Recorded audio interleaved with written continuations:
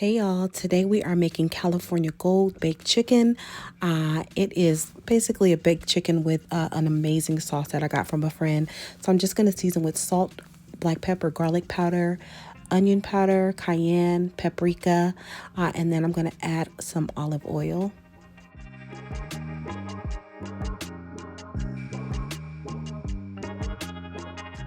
And y'all, a friend gave me this barbecue sauce. It's really unique and it's really good.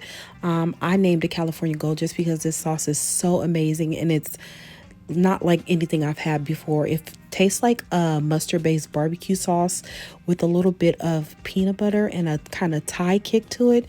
Oh my God, this is so good. I hope that they start to sell this. She told me that her and her husband used to sell it, and I just hope that they sell it again. They gave me 3 bottles, and I think I'm going to go through them quickly.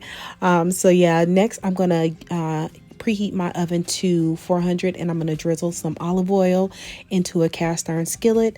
You can use a Dutch oven or anything that you have with a lid, but I'm just going to put my chicken in and then I'm going to cover it with some aluminum foil and I'm going to bake it covered for half an hour.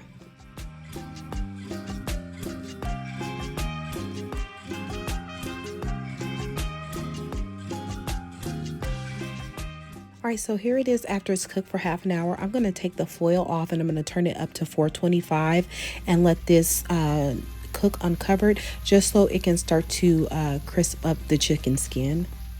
All right, so here is the amazing sauce. I'm going to baste both sides of the chicken.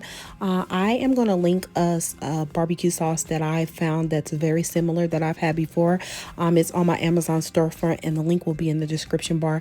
But yeah, I'm going to baste all sides of this chicken and then I'm going to let it crisp up and cook for another 15 minutes maybe on 425.